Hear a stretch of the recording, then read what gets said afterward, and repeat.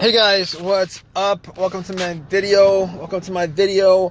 Uh Man, I'm at the park right now. Parked at the park. It's raining out and my car won't start. I'm having issues starting my car. I'm having issues cranking up my car. Oh man, so I pretty much, this car worked fine the whole entire day. Wasn't any kind of warning or anything like that with the car not starting. I went to the park, pretty much just walked around for 2 hours. It was getting dark. I came back to my car, tried to start it just to go home, and this situation happened where it's doing absolutely nothing as far as cranking up is concerned. And this sucks a lot. But here's the thing about it. Originally, I thought it was the battery because I haven't changed the battery in a long, long while. We're talking about like 2-3 years. So anyway, I turned on my headlights just to see, how bright they were. I don't think 2 hours, if I left anything on, I don't think I left the light. I'm pretty sure I didn't leave my lights on. Anyway, I went out, turned the headlights on and try to see whether they were bright or not. Considering it's overcast out and it's kind of drizzling, they're pretty bright. Those headlights were bright. So I assume it wasn't the battery. But I can't be 100% sure of that. I was, with my headlights that bright, I should be getting a little, a slow crank, something like a little slow crank or something like that. But I was like, I didn't hear anything except for, a click. That's all I heard was a click. I must have tried the whole entire time. I must have tried like 15 times to try to turn it on, and all I heard was a click. Originally I was thinking, okay, I had an Altima that had the same issue where it wouldn't start, and a lot of there were some videos that said it was the brake switch. So going back to that, I was like, maybe it was the brake switch that was the problem. So I had somebody check my lights out, my brake lights from the back while I put my foot on the brakes, and the brake lights were bright. They were working. At that point, I knew that it was not the brake lights, that it was not the brake switch that was the problem. All right, I could rule that out. So I ruled that out. All right. So as far as the battery is concerned, I opened the hood up, and I was looking at the battery, seeing whether there's any kind of corrosion on the battery.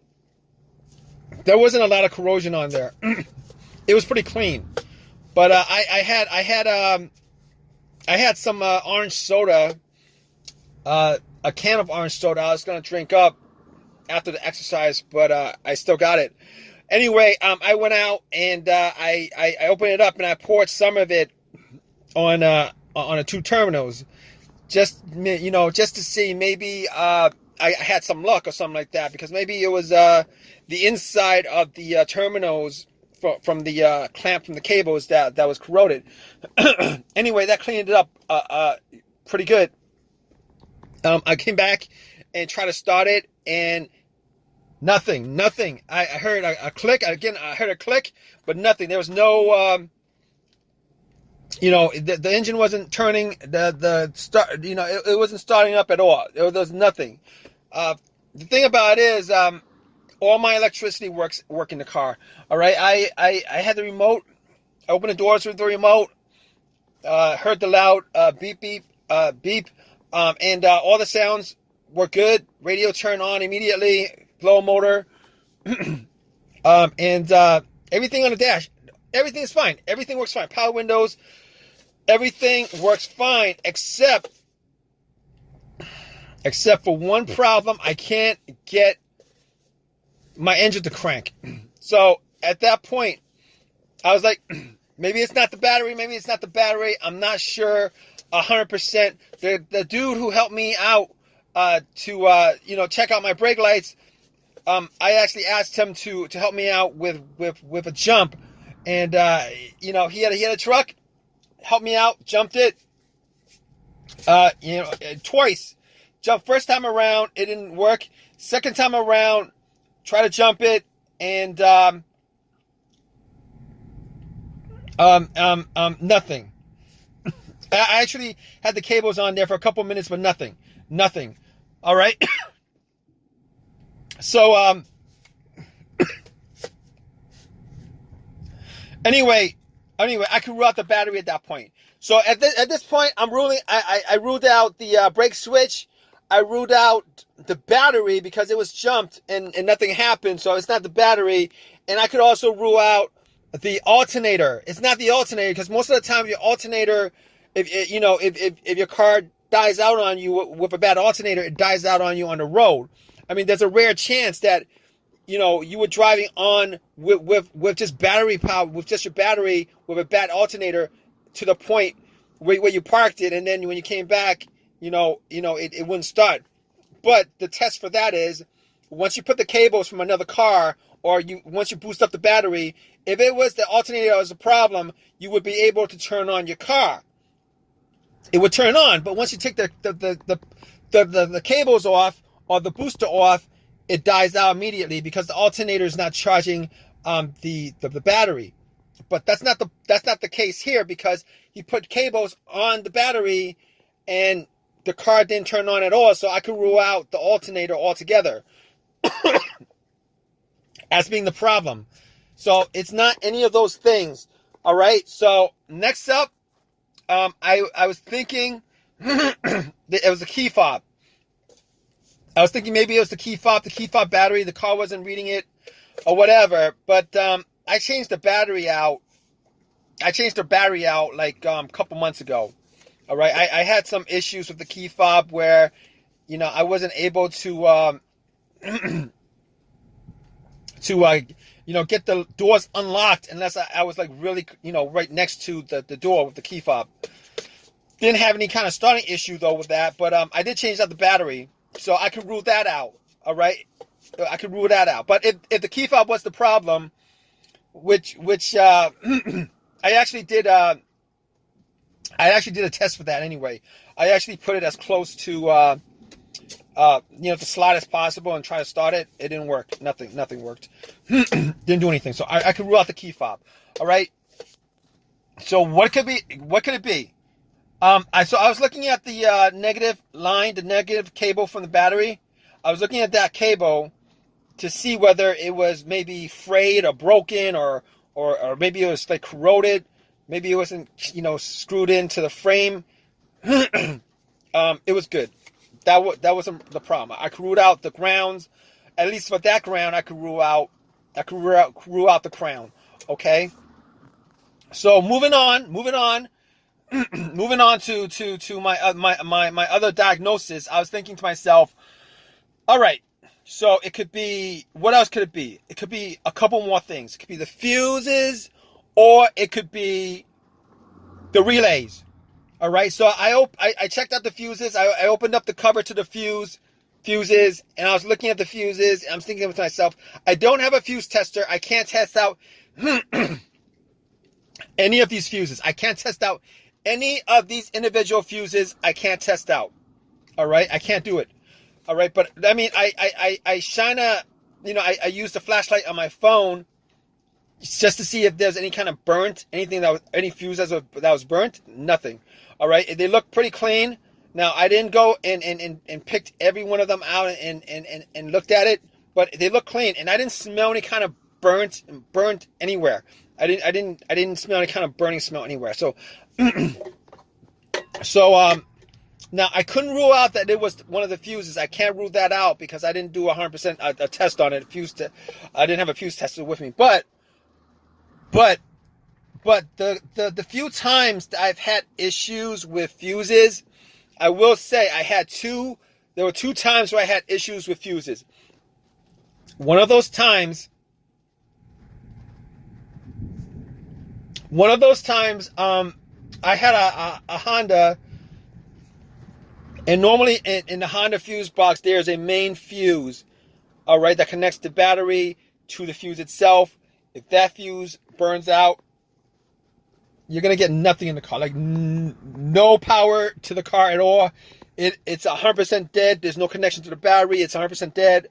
That's not the situation I'm having here, because I have full power everywhere in the car, everything, power windows, everything. I have full power. All right. Unfortunately, it just won't crank. So I know it's not the main fuse. All right. This is me just going off the top of my head. It's not the main fuse. The second other time I had a problem, and I'm going to rule out the fuel pump because of this. Other time I had a fuse issue where it caused my car not to start. I think it was the fuel pump, or the PCM of the car's computer that was blown. Swapped out the fuse, and it worked. I mean, it was cranking. It was cranking, but it wasn't getting any gas, so I wasn't able to turn it over. But it was cranking. All right, it was cranking. I just couldn't turn it over. But in this situation, that's not the situation, because it's not cranking at all. So it's not cranking at all. So at least I could rule out at this point the fuel pump. All right, you could rule that out. I could rule that out. Also, thinking about it, I have one of these cheap 1999 OBD2 readers. I have one of these cheap OBD2 readers that I got from Walmart. All right, I plugged it in, and it was giving me no codes whatsoever. Like it's all clean. The computer reads it fine. There's no issues. There's no check engine light. There's nothing, and it did the whole analyzation. Nothing, no problems at all. At that time, I knew that it wasn't the car's computer, because there was interaction between the OBD2 and the car's computer. All right. So as you know, since that's the case, I could rule out maybe a blown fuse to the car's computer. Okay. So I could rule that out. Man, I gotta get a drink of water, man, or something. I wish I had that orange soda with me.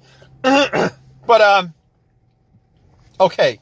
So basically, the only thing that I can think of that's left may or may not be the starter. I'm not 100% sure on that, because I did change the starter out about a year and a half ago. And that was the reason why it wasn't the first on my list as far as the diagnosis of this whole situation is concerned. It wasn't like I was saying, oh, it was a starter, because I've only put in maybe like 20,000 miles on my car since. 20,000 miles. That starter that I put in a year and a half ago should last me at least well over 100,000 miles. Should. I said should. All right, but it was a remanufactured, rebuilt a starter, so I can't be 100% sure that it isn't. but if you guys are in this situation with your cars, and you guys have like a long crowbar, you guys could bang on it. I could actually bang on it if I had a long crowbar to bang on the starter and try to start it that way. But I don't have a long crowbar with me, so I didn't even bother, because it's actually raining quite a bit right now. So I didn't want to go out and do all that. So at this point, I'm sitting in my car, and I'm actually waiting for a AAA to pick my car up.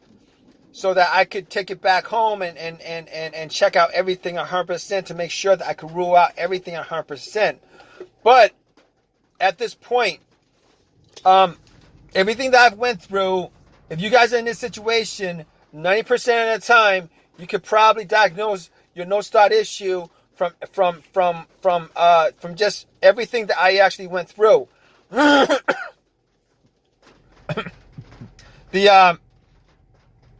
So everything, it's got to be one of those things or the starter, which I'm not 100% sure of.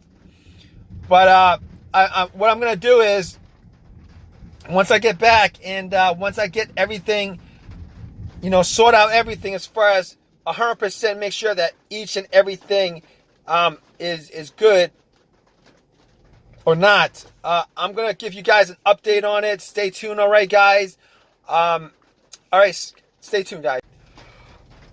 All right, guys, how's it going? So, it took AAA 2 hours for them to get back to pick me up.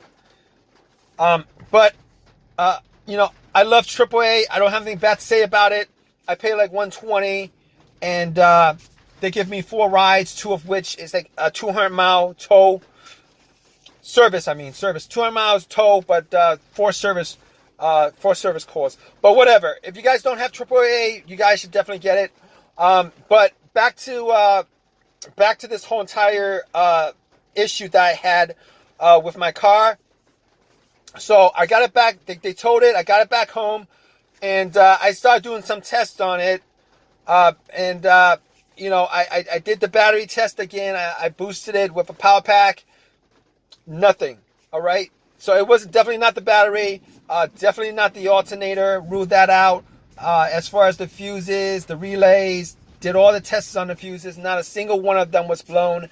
As far as the relay is concerned, I heard a click. Like I told you before, I heard a click every single time. So that click actually came from the relay. So I knew for a fact that the relay wasn't a problem. But just in case, I actually did swap out one relay for the starter relay just to see maybe it was with the relay. I probably should have done that. Did that test on the relay, but but it was raining out, and I was just tired. I didn't think of that, but I did that test, and the relay starter did nothing. It didn't start at all. Check out the grounds. The grounds were all good. The grounds were good. Brake switch was good. So the only thing that was left, unfortunately, was the starter. Now, I couldn't have been 100% sure of it. I couldn't be 100% sure of it. But there's no way for me to test that out, unless I took everything off. Now, I did do the clip test on the relay, and that should have just confirmed 100%. But there's nothing else I could have thought of at the time. So what I did was, I was 99% sure it was a starter. I took everything out, got to the starter, and what I did was I actually hit it a couple of times and then tried to start it. It didn't do anything. So I actually took a cable, connected it with some alligator clamps, connected it to the battery, and then connected it to the solenoid of the starter and try to bump it, try to get it to work. It didn't work at all. So it turned out that it was a starter that was the problem. That's what it turned out to be, that the starter was the problem.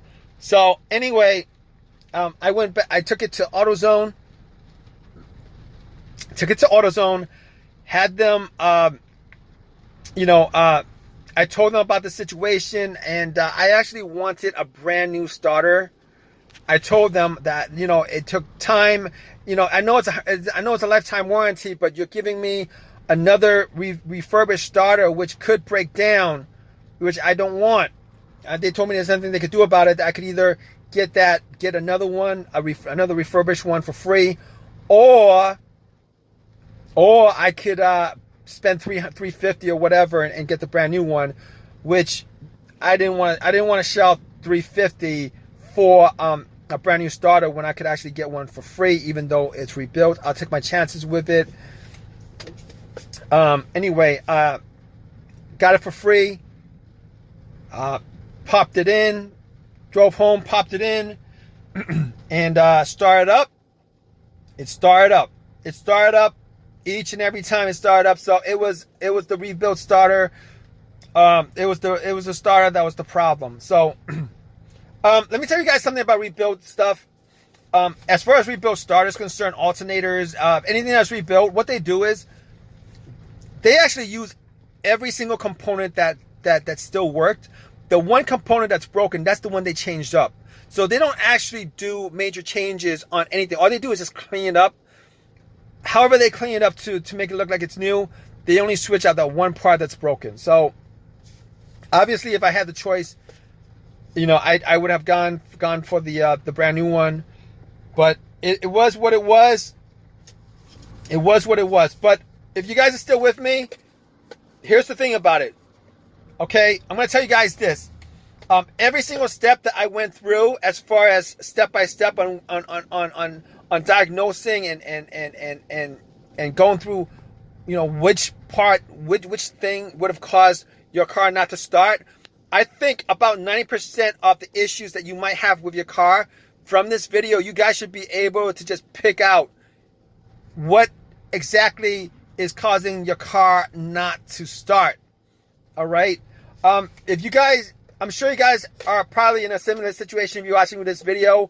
You know, leave your comments in the comment section. We'd love to hear from you guys. Please give me a thumbs up. Please subscribe. All right, guys. Thank you.